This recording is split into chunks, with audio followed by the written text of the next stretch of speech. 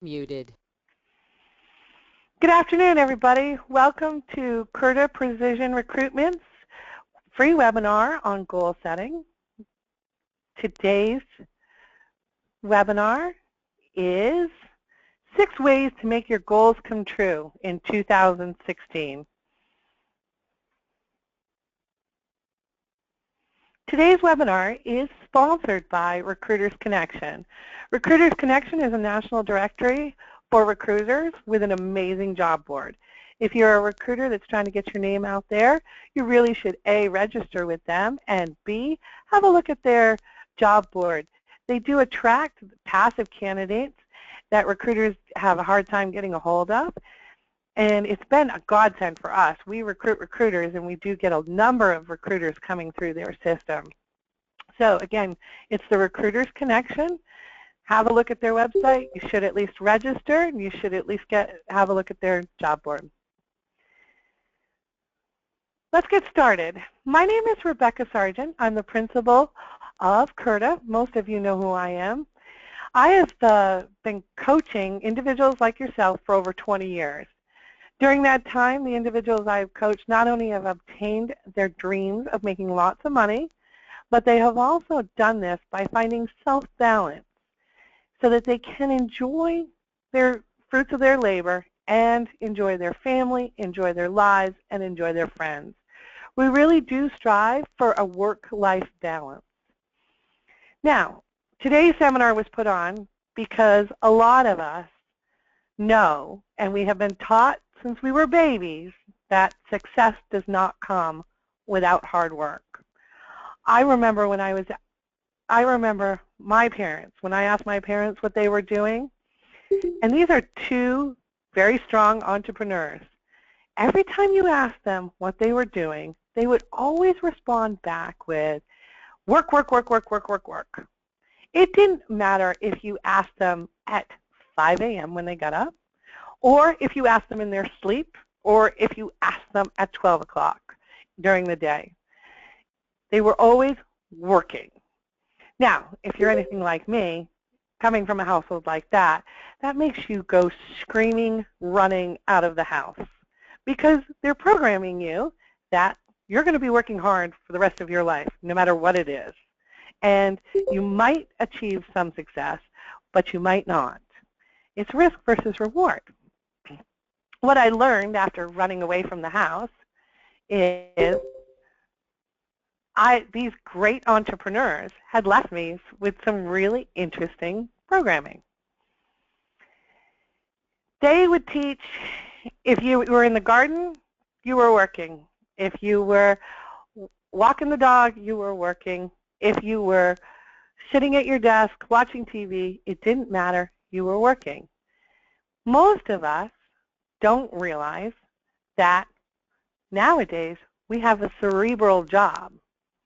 My mom is a mortgage broker and my dad is an architect. They are not out there every single day breaking rocks in half. But what they are doing is they are using their brains to move the Empire State Building. And just like them and you and I, we're doing the same. We have very cerebral jobs. Every day we spend our time thinking, driving a 2-ton vehicle down a highway while we're answering our phones. We are pushing deals to close just by talking to people. And we're managing our families, and we're managing all the day-to-day tasks that go with our jobs. This is a hard thing to do. And what happens is we come up on, adding more and more and more to our brains because we don't realize how much stress we are putting under it. And that's why we did this, because the first thing that happens when we start to add more things to your brain is it runs out of capacity. And it will do a couple of things. Just like a parent giving a child too many things to do, your brain is going to do a couple of things too when you start to set New Year's resolution goals. They're either going to ignore them, they're going to flat out give up, or they're going to revolt. And that's not fair. That is not fair to you. It is not fair to your family. It is not fair to your entire well-being. Okay? So 2016's rolled around, and a lot of us in our infinite wisdom has given our brain yet another big goal to achieve. And most of you, you know what? It's January 27th. How many of you are still on track? Probably not a lot of you. And that's okay, because it's still January, and you still have the rest of the year to get things moving forward. So we're going to show you 6 really easy ways to put things into practice. They're not going to be hard, I promise you. I hate hard work. They are going to be annoying, but they're going to also be fun at the same time. They're going to be they're going to encompass a lot of people, not only just yourself. And you're going to reward yourself. And we're going to find some easy solutions to some of the problems that you have. First rule, first way of keeping your goal is how to keep your goal simple but meaningful. 2, how to make lots of resolutions without overwhelming yourself. How to plan to succeed. How to make a resolution into a game. How to have a game plan. And believe it or not, how to enjoy your mistakes and falling off the wagon. So let's get started. How do you keep a goal simple and meaningful? We, of course, all want our New Year's resolutions to be extremely dramatic. We're humans. We want drama. We love drama. We're going to lose 100 pounds. The problem is it doesn't happen overnight. We're going to get organized. But getting organized isn't going to stick unless you have a game plan. Or we're going to try to save a lot of money and cheat ourselves. So what we want you to do to keep your how to get your goals from being overwhelming is to simplify them and make them meaningful. If you have a goal of losing weight or getting decluttered or saving money, we want you to really rely on being a human. Humans are social. We're social beings. We don't like doing anything alone. So let's take advantage of that. When we decide that we're going to lose weight, let's pick an activity and relate it back to a person, place, or thing. All goals need to be related back to a person, place, or thing. So if your goal is to lose weight, you're going to create an activity that says you're going to cook a weekly dinner for a friend using a specialized cookbook. If your goal is want to get organized, well, you're going to donate a box of clothes to charity weekly. And if your goal is to save money, it's about getting a whole bunch of little piggy banks and filling them right to the top. Take an activity and relate it to a person, place, or thing. How do you make a lot of resolutions without overwhelming yourself? Well, we've taken the one goal. Remember those dramatic goals of losing 100 pounds and getting rich and getting organized? And we've associated one activity with a person, place, or thing. So we're going to repeat that. We're going to do that 12 more times. Remember, everybody can do the time warp. It's a jump to the left, and it's a jump to the right with your hands on your hips, and you break all the goals into 12 little steps and activities. It's real simple, but we don't do it. Take the time and break them down. Activity, person, place, or thing. Now you're going to have 12 of these. We go from having a really big goal to now having 12 little goals and starting to feel overwhelmed again. So now we need to start to plan for success. We have 12 little steps. And what are you going to do with those 12 steps? You can't do them all today. You can't do them all this week. You can't do them all next month. You've got to use the New Year's resolution to your advantage and use the entire year to plan it. So we're going to take those 12 activities and we're going to start planning out what activity we're going to do in each month. So we're going to have dinner with a friend out of that special cookbook. It's going to be weekly. So for the first month, we might do that with Jane. Second month, we might do it with Bill. How about donating goods to people? That we're going to do in February instead of trying to jam that in on top of having dinner and making cooking for somebody new. We're setting behavioral patterns. You can't change a behavior overnight. You cannot stop an addiction. The best you can do is reintroduce a new addiction. And that's what we're doing here. We're taking a bad behavior and making it a good behavior. So 12 steps, 12 months. Okay? You're going to plan forward. You're going to think about the whole year, not just today. Many of you are on the phone who are recruiters, and many of you have goals to make $250,000 this year. That's a lot of money to make, and your brain is thinking, I have to get it all done today. We all know with recruiting, you can break the process down into 25 steps. But really what it comes down to is 6 send-outs a week.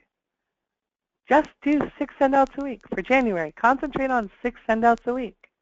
February, when you get to your 6 send-outs and you're getting a good rhythm of 6 send-outs, then let's start talking about marketing candidates. Because if you've had 6 weeks of candidates, 6 interviews, you have a pool of candidates you can start to market out and start to take a little bit more control.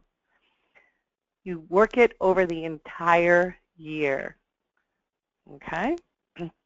Plan forward. If you're not planning forward, you're not planning for success. How do we make our resolutions into a game? Well, I'm happy to say we're halfway there.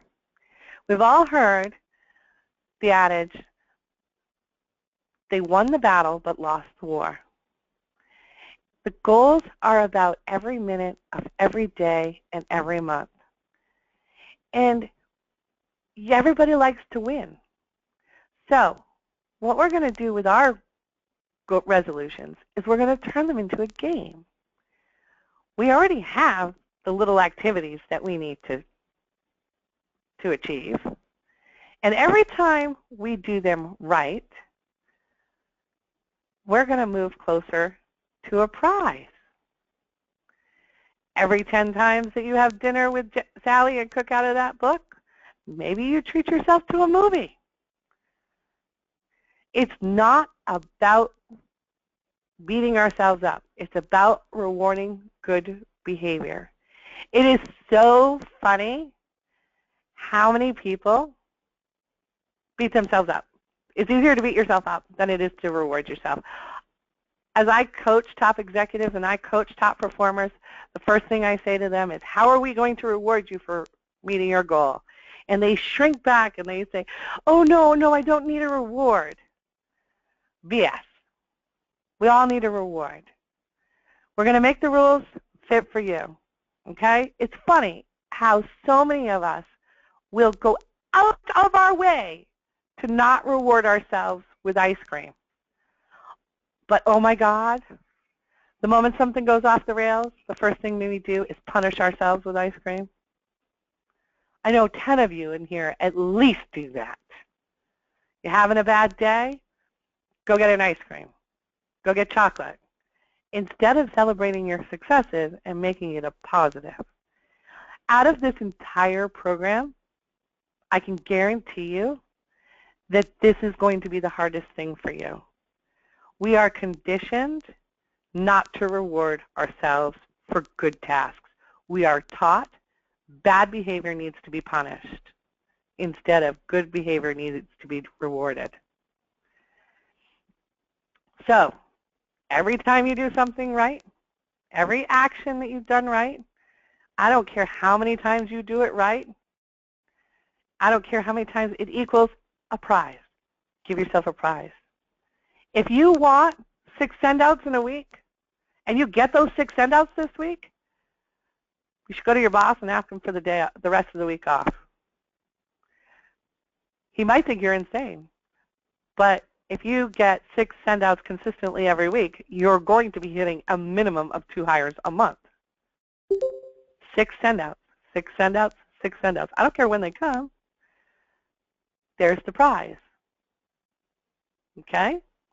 So the key here is, the key to the whole program is actions times the amount of times you do it equals a reward.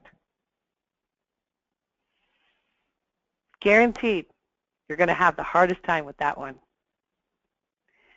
Now, we have to have a game plan. This is different than having activities. A game plan means we're going to know when to put different activities into different places. And the only person that can help us with that one is you. Because you know yourself better than anybody else. You know that the phone call from your sister is going to send you to the local freezer with ice cream. You know when that candidate doesn't show up for the interview, you're going to be the first person digging through the chocolate box. And if you don't identify your triggers, you won't be able to get away from them. It's bad programming. Okay?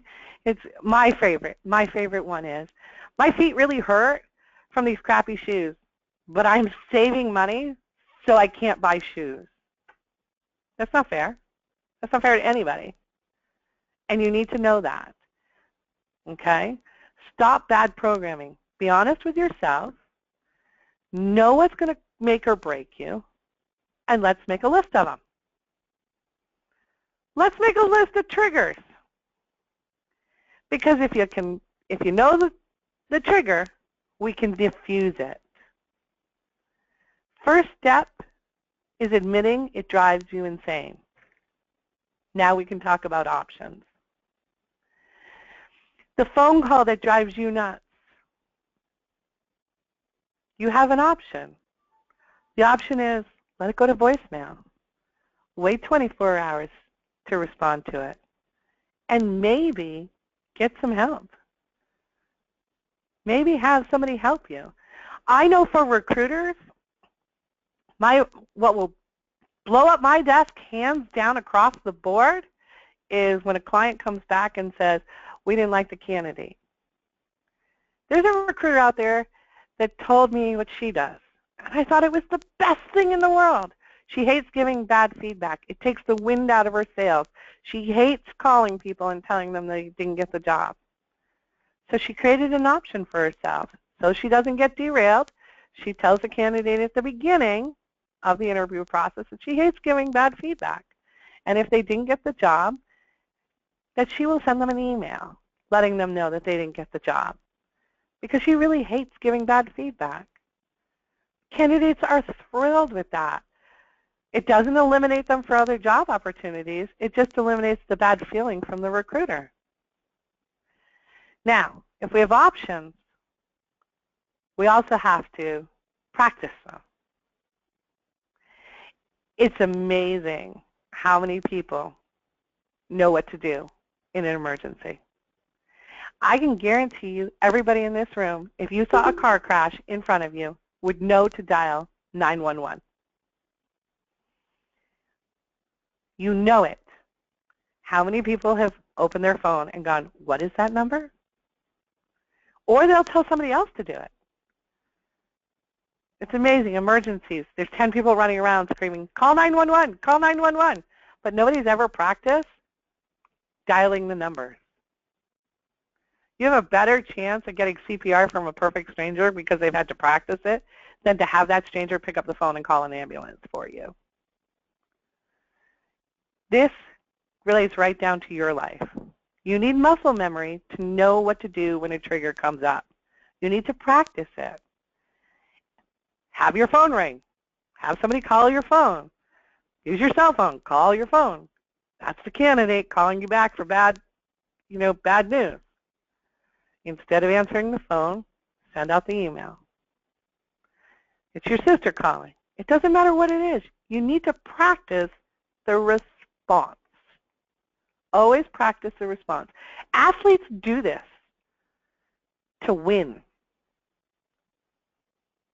Those Olympic athletes have practiced stepping up onto that podium.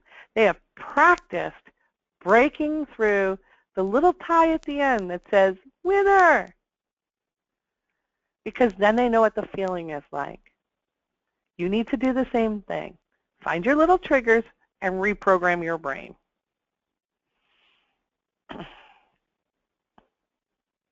So, know your triggers, know your options, and practice your options. Number 5, how to enjoy making mistakes and falling off the wagon. I love this one. It's going to happen. You're human. It's very simple. If you're on a strict diet, you are really going to do something that's going to cause you great pain later. I was listening to a study the other day, and they talked about for every diet out there, they know exactly how long you will stay on it. They know exactly what food you will binge on it, a binge at what particular day. It's human nature. We're all going to fall off the wagon, and we're all going to do things that we regret in the light of day. But the funny thing is, and when you look at these pictures and you think, how cute is that picture? This is a funny picture. This is a blowfish. And somebody has put on his little tank, I sometimes eat my friends. What the hell are we doing shaming a fish for being a fish? Can you imagine if we go as far as shaming a poor little fish for being a fish? Can you imagine what your brain is doing to your self-esteem when you make a mistake? Because it's not just shaming you. It is literally grading your self-esteem into the ground. So, we want you to put down the grader of self-esteem and take a break.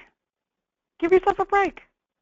The last time I checked, there was no one in the closet with a camera and a sign that they were going to hang on your neck and then post out on the internet. Okay? In fact, you should schedule your breaks, and lots of them. Try the 80-20 rule.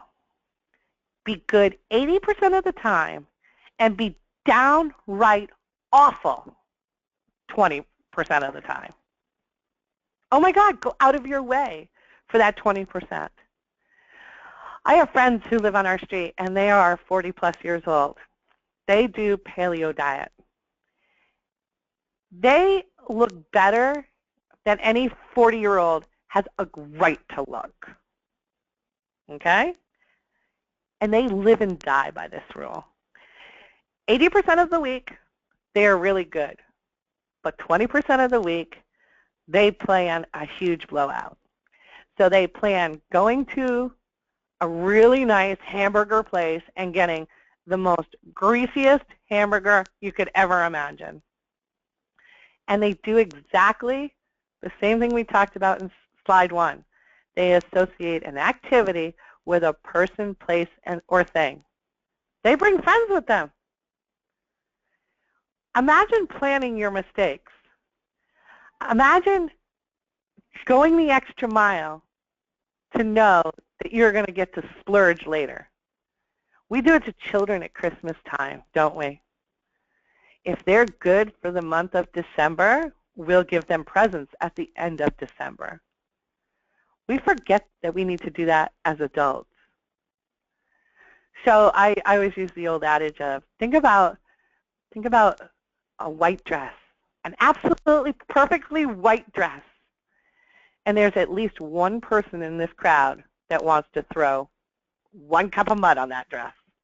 And if we have 2 people in this crowd that want to do it, now we got 2 cups of mud on that dress. Now let's take that and expand it out and go, let's plan it. How much more well-behaved will you be knowing that you get to throw a bucket of mud on that dress at the end of the week? Probably even more attentive to being good, because there's that other side that we need. So take a break. Schedule a break. Now, we're all going to get excited about scheduling our breaks, and we're going to get really into scheduling the breaks. We also do need the other side. We all still need the mom who walks through the door and says, all right, everybody, back to work. It's time to clean up, right? You have to build in a trigger that says the break's over. And it is a very, very, very simple trigger. It doesn't need to be anything big. It could be opening an envelope. My trigger is when the break's over, I have a glass of water. All I'm doing is saying to my brain, okay, you've had your break, now back to work. And my brain is quite happy to do that. In fact, after a really good party, people are walking out the door. Think about it. Think about walking out the door after a really good party. You know, you've got the pictures, you get to enjoy the moment, you're talking about it. You can plan when the exuberance of the past mistake is done, then you get to go back and start to plan for a new mistake. North America does not celebrate their mistakes. Hands down, we do not do it. And it does put us behind every other culture out there because we will not struggle through our mistakes.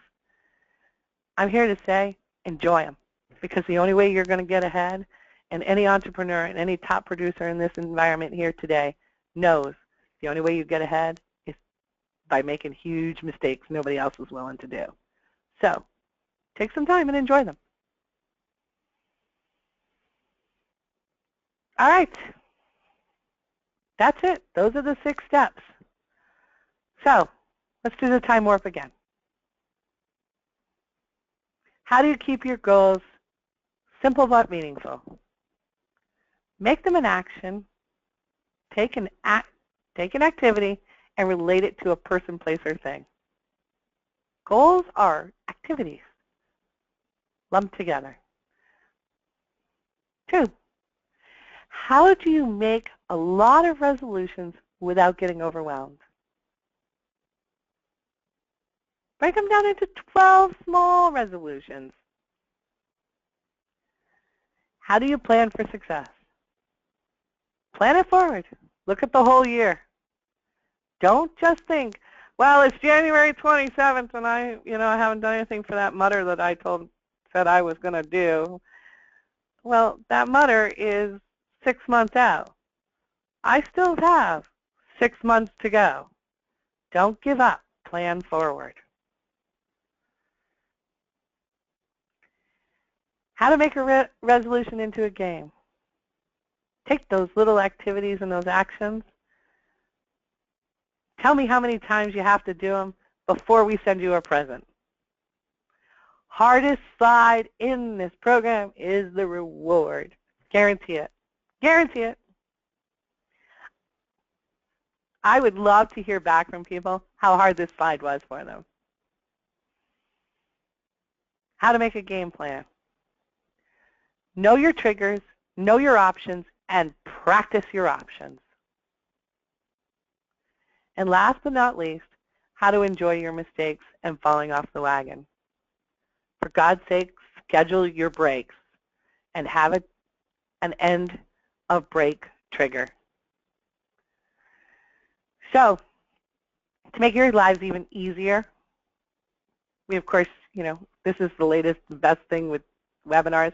We have a free gift for you. We have a worksheet. I've made this very, very simple for you to do. Take your goal, relate it to a person, place, or thing. Break it into 12 little activities. Schedule those 12 little activities into each month. Then reward yourself for all of those activities. And keep rewarding yourself. We're changing bad programming. The only way to change bad programming is with positive reinforcement. If it's negative reinforcement, all I'm doing is creating anxiety. So let's start giving you the ice cream, fourth thing on the meal plan for 80% of the time. Practice. Practice your triggers. Know what they are. They're going to change. Schedule your breaks. And the first thing I do is have a trigger that says I'm home. So thank you so much to Recruiters Connection for sponsoring this today. This is amazing. They do a great job about getting your name out in the marketplace, making sure that you are visible. Their job board is targeted at passive candidates that you are not going to get from LinkedIn, from Facebook, or any of the other sites. It's worth the time and the effort and the money that they charge to join their job board. And they have scheduled the next sponsored webinar is on February 25th, and it's how to run your business and not run yourself ragged. So, Curta, if you get stuck, we specialize in training and coaching of top people like yourself. If you have questions about today, pick up the phone. I'm not that far away. Thanks, everybody. Have a great day.